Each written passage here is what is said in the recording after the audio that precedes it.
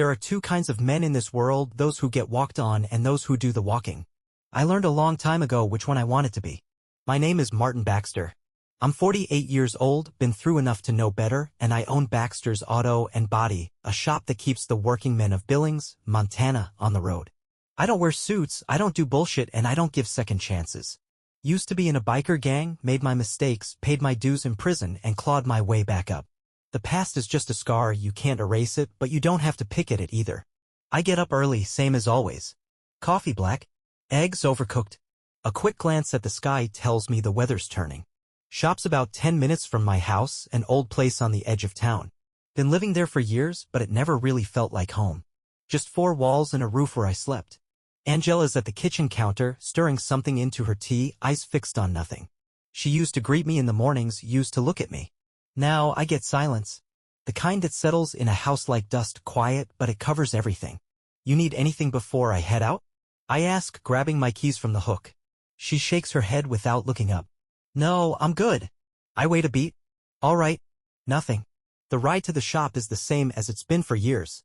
The street's waking up, the gas station already got a few trucks pulled in, regular guys grabbing their coffee and scratch-offs.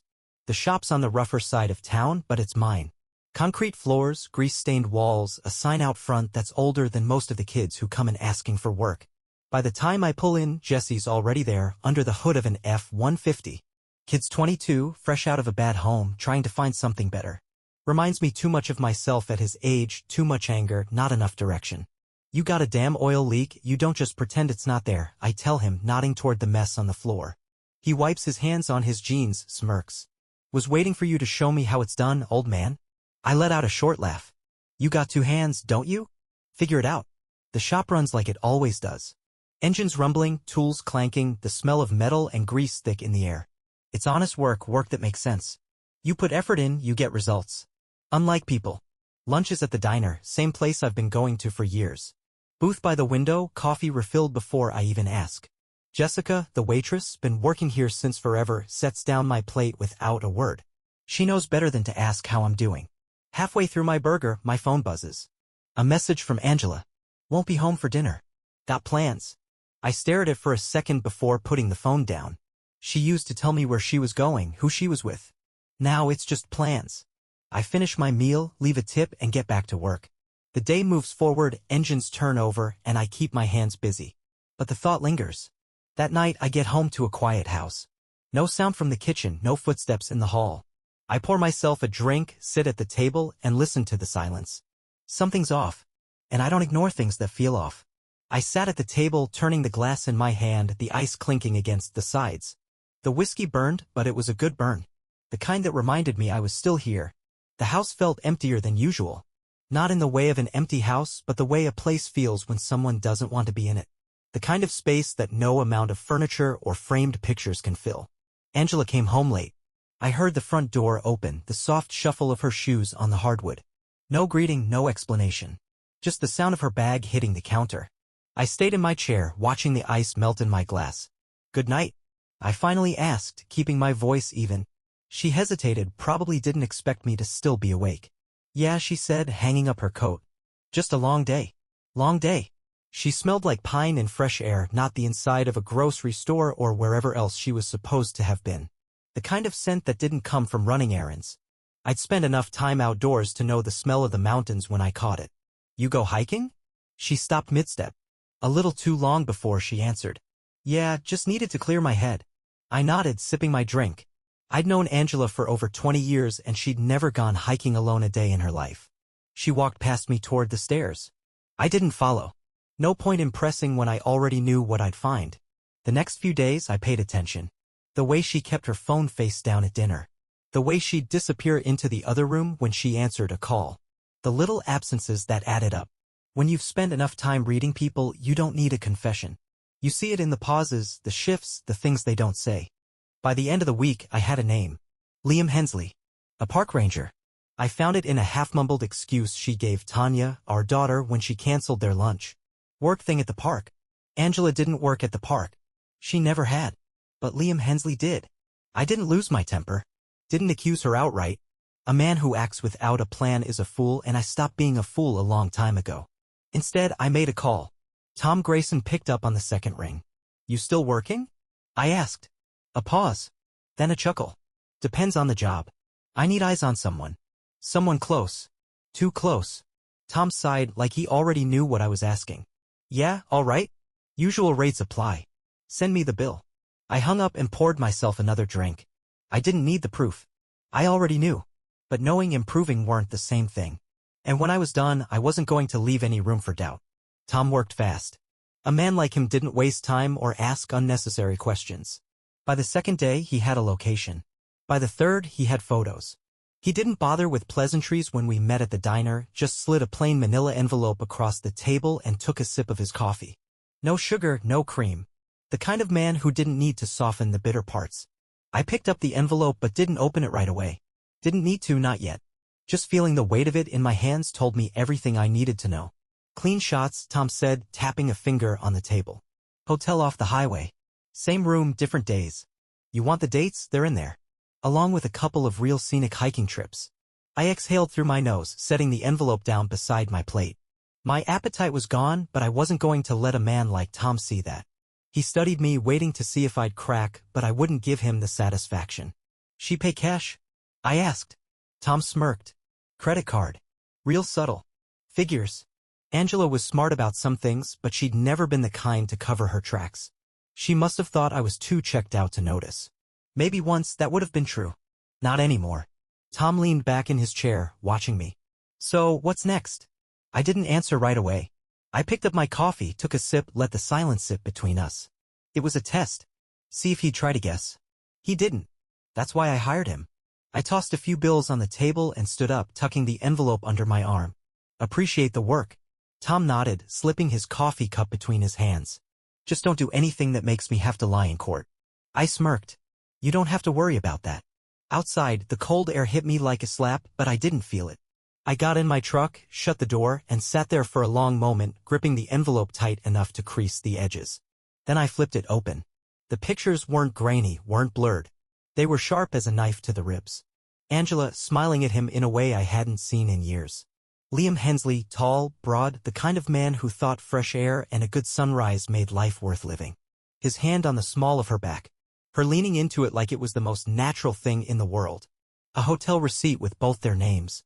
Time-stamped photos of her car in the lot. I closed the envelope and dropped it on the passenger seat. The thing about a betrayal like this is that it doesn't hit you all at once. It seeps in, slow, like oil leaking from an engine until one day you realize the whole damn thing's too far gone to fix. But I wasn't the kind of man to let something like this break me. No, I was the kind to fix things my way. Back at the shop, Jesse was elbow-deep in an old Chevy's engine, cursing under his breath. He looked up when I walked in. You look like someone just spit in your coffee, he said. I grabbed a wrench from the bench and got to work. Something like that. Jesse didn't press. He was smart enough to know when a man needed silence more than words. We worked side by side for the next couple of hours, the steady clank of metal on metal the only sound between us. By the time I locked up, I had a plan. First, I moved the money. Every account we shared, every asset that had both our names on it, I transferred my share into a private account under my sole name. Angela wouldn't notice, not yet. She was too wrapped up in her new life to pay attention. Next, I called my lawyer. Martin, he said, picking up on the second ring. Didn't expect to hear from you. Need to start some paperwork, I said.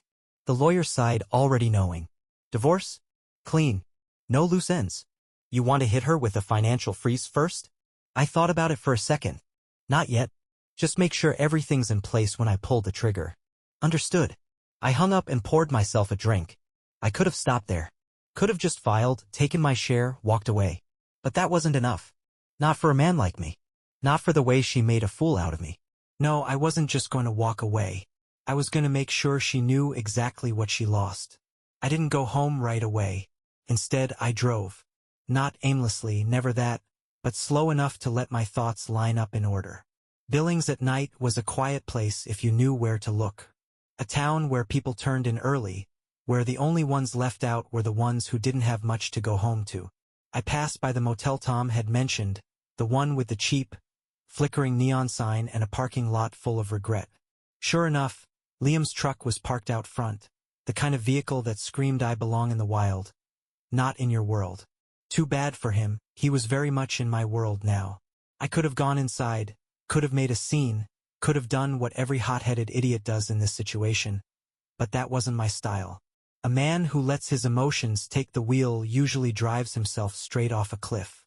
So I kept going, let the knowledge settle like a stone in my gut, and went home instead. Angela was already asleep when I walked in, curled up on her side like nothing was wrong, like she wasn't out there making a fool of me while I was busting my knuckles in the shop to keep food on the table. I stood in the doorway for a second, watching, maybe waiting for something to hit me, some wave of emotion. Nothing came, just the same cold certainty that had been growing for days. I slept on the couch that night. The next morning, I started setting things in motion. At the bank, the woman behind the desk smiled like she did every time I came in. "Morning, Martin. What can I do for you?" "I need to move some money around," I said. "Personal business." She nodded, tapping at her keyboard. "How much are we talking?" "All of it." Her fingers froze over the keys for just a second before she caught herself. "All right then. Where do you want it going?" I handed over the paperwork for the new account, set up under my name alone.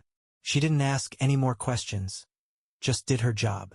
I respected that. By the time I walked out, Angela had about 2 weeks left before she realized she didn't have access to a dime of my money. It wasn't revenge, not yet. Just taking back what was mine before she could sink her claws in deeper. At the shop, Jesse was waiting, already elbow-deep in an engine. "You're here early," he said, wiping grease off his hands. "Got a lot to do." He nodded like that explained everything and got back to work. The day passed in a blur of busted transmissions and overheated engines, but my mind was elsewhere.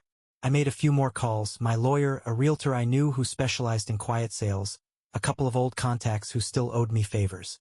Piece by piece, I was building the walls around Angela, closing in the exits before she even knew she needed to run.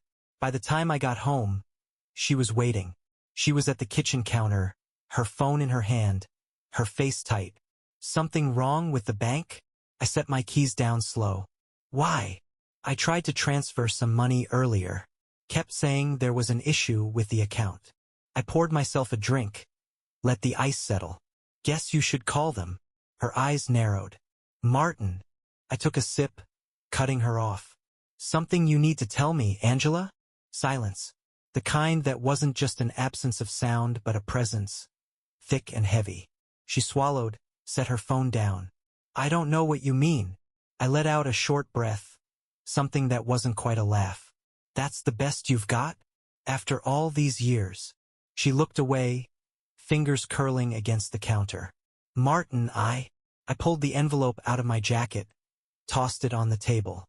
It landed with a dull thud, photos spilling out the side. Her face went white. "You want to tell me about your hiking trips?" She didn't move at first, like maybe if she stood real still, the whole thing would disappear. Then she reached for the pictures, flipping through them with shaky fingers. "I can explain," she whispered. I tilted my head. "Yeah? Then do it." She opened her mouth, then closed it. Nothing came out.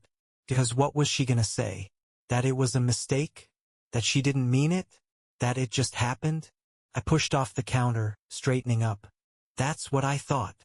She sucked in a breath, like she was pulling herself together. "It wasn't." She stopped, ran a hand through her hair. "I didn't plan for this to happen." I shook my head. "You don't trip and fall into a hotel room, Angela." Tears welled in her eyes, but I didn't care. She could cry all she wanted, it wouldn't change a damn thing. "I didn't." She swallowed, took a breath. "I didn't do this to hurt you." I laughed, a dry, bitter sound. "You think that makes it better?" She wiped at her face, shaking her head. "Martin, please." I held up a hand. "Stop." Her mouth snapped shut. I picked up my drink, took another slow sip. "Here's how this is gonna go," I said, voice even. "I'm filing for divorce. You're not getting the house. You're not getting the shop. You sure as hell aren't getting my money. You want to be with him? Fine. But you're not taking a damn thing from me on the way out." She stared at me, stunned, like she hadn't thought that far ahead, like she really believed she could have it both ways. "I'll fight it," she whispered. I smirked. "Good luck with that." She swallowed hard. What about Tanya? I let the silence hang, let her sit in it. Then I leaned in, real slow. You think she's gonna pick you after she finds out? Her breath hitched. I downed the rest of my drink, set the glass down with a finality that made her flinch. Pack your things, Angela. She hesitated, eyes darting to mine. Where am I supposed to go? I shrugged. Not my problem. Then I walked past her, up the stairs, and didn't look back. Angela was gone by the next morning. No long, drawn-out fight, no teary goodbyes. Just an empty closet, a few missing toiletries, and a note on the kitchen counter that I didn't bother reading. I tossed it in the trash without unfolding it. Whatever she had to say, I didn't need to hear it. The truth had already been laid out in ink and photographs. The house felt different. Lighter, maybe, or just quieter in a way that wasn't suffocating. I brewed my coffee like I always did, took it black, and drank it standing by the window. The sun was coming up, painting the sky in muted oranges and grays. It was a good morning. Clean start. At the shop, Jesse was already elbow-deep in a transmission, cursing under his breath. Something wrong? I asked, setting my coffee down on the workbench. Yeah, this piece of shit won't. He stopped mid-sentence, wiping grease off his forehead with the back of his hand. Wait, you're in a good mood. That's weird. I smirked. How do you figure? You haven't yelled at me yet. Days still young. He laughed, shaking his head, then looked at me a little closer. For real, though. You all right? I grabbed a wrench, testing the weight of it in my hand before answering. Better than I've been in a long time. That was the truth. I hadn't realized how much of a burden I'd been carrying until it was gone. The waiting, the wondering, the constant second-guessing. None of it was my problem anymore. Angela had made her choice and I had made mine. The divorce papers were already filed. She'd get served by the end of the week. The lawyer told me she'd probably try to fight it, but he wasn't worried. You've got everything locked down. She won't have a leg to stand on. That was exactly how I wanted it.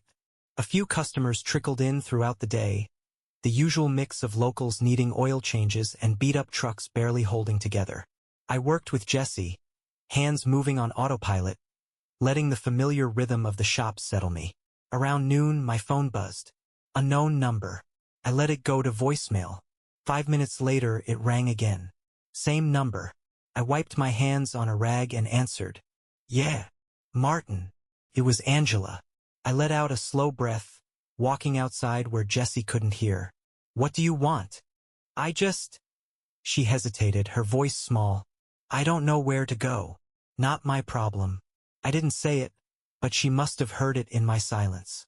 I screwed up, she said. I know that, but can we talk? About what? About us. There is no us, Angela. That ended the second you checked into a hotel with another man. She exhaled, shaky. I never wanted to hurt you. I laughed, dry and humorless. You knew what you were doing. More silence. Then, barely above a whisper, do you hate me? I thought about it. About the years we'd spent together, the good times, the bad. The way she used to look at me like I was the only man in the world, and the way she'd looked at Liam in those pictures. No, I said finally. But I don't care about you anymore either. She sucked in a breath like I'd hit her, but I wasn't interested in comforting her. I'd already spent too much time thinking about what she wanted, what she needed. That wasn't my job anymore. You should go, I said. Wherever you were so desperate to get to, go there. I hung up before she could answer. I stood there for a long moment, letting the cool air settle over me. Then I went back inside, rolled up my sleeves, and got back to work. By the end of the week, Angela had been served. I got the confirmation from my lawyer while I was finishing up an oil change. Didn't feel much when I heard the words. No satisfaction, no regret. Just another step in the process. Jesse watched me hang up the phone. That the final nail? Pretty much. He nodded, tossing a dirty rag over his shoulder. So what now? You gonna sell the house? Thinking about it. He let out a low whistle. Damn, that's big. I shrugged. Nothing holding me there. That was the truth of it. The house had never been more than a roof over my head. A place where I kept my things, where I spent my nights. But a home? No, that had been gone for a long time. Maybe it never was one to begin with. That night, I took a long drive out past the edge of town, the old highway stretching into the dark, empty and endless. I pulled off at a clearing I used to take Tanya to when she was little, back when she still thought I hung the moon. We'd sit in the bed of my truck, watching the stars, and she'd rattle off facts about the constellations, her little voice full of certainty. Haven't talked to her much since all this started. Figured she'd reach out when she was ready. Figured I'd let her have the space to sort out whatever she needed to. But as I sat there, staring at the same sky she used to point at, I pulled out my phone and sent a text. "Hey kid, you want to grab dinner sometime?" Didn't expect an answer right away, maybe not at all.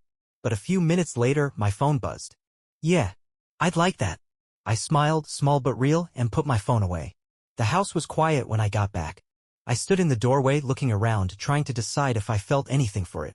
The couch where I'd spent too many nights. The kitchen where Angela used to hum while making dinner, back when things were good. The walls that had held a life that no longer existed. I finished my whiskey, set the glass down on the counter, and made my decision. Next morning, I called the realtor. "Martin," she said, picking up on the first ring. "You finally ready to let go of that place?" "Yeah," I said. "It's time." Selling the house meant cutting the last string. No more shared spaces, no more ghosts of what was. It meant walking away clean. A week later, the paperwork was signed. The new owners would be moving in by the end of the month. I packed up what little I cared to keep, shoved it in the back of my truck, and left without looking back. A month after that, I was settled in a new place outside Missoula. Smaller, quieter. Just a house, no baggage attached. I opened up a new shop, nothing fancy, just enough to keep me busy. One night, after locking up, I stopped by a gallery opening downtown. Not my usual scene, but I'd been invited by a guy I'd done some work for, figured I'd give it a shot. Ended up talking to a woman named Claire. She had paint on her hands and a way of looking at people like she actually saw them. We talked for a while about nothing and everything, and before I left, she wrote her number on the back of a flyer and handed it to me with a smirk. "Call me if you ever get tired of engines and grease," she said. I looked down at the number, then back up at her. Engines and grease are all I know. Maybe it's time to learn something new. I tucked the paper into my jacket and walked out into the night, the sound of laughter and conversation fading behind me. Didn't know if I'd call her. Didn't know if I was ready. But for the first time in a long time, I wasn't looking back. I was looking forward. And that felt like enough.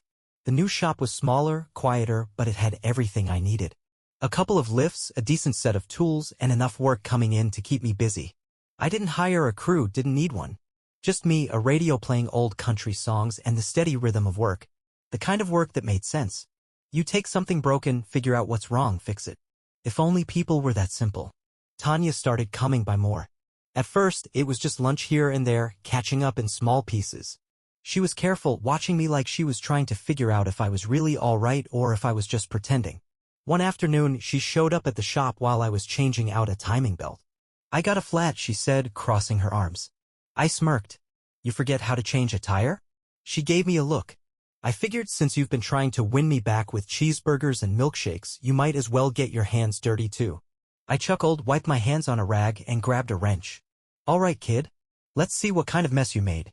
She rolled her eyes but smiled. A real one, not the tight-lipped, polite kind she'd been giving me for years. That felt like something. Angela tried calling a couple of times. I never picked up. One day, I got an email from her, long, rambling, full of things I didn't need to hear. Regrets, explanations, maybe even an apology buried in there somewhere. I read the first few lines, then deleted it. Whatever she had to say, she was saying it to the man I used to be, and I wasn't that man anymore. I heard through the grapevine that things hadn't worked out with Liam. No surprise there. Turns out a man who thrives in the wild doesn't do so well in the real world. He lost his job after some HR complaints. Turns out I wasn't the only husband with questions about their wife's hiking habits. Angela had moved into a cheap apartment on the other side of town, alone. Some people might have found satisfaction in that, but I didn't care enough to feel one way or the other. She made her choices. Now she got to live with them. One evening, I was closing up the shop when my phone buzzed. A number I'd saved but hadn't used yet. I stared at it for a second, then answered.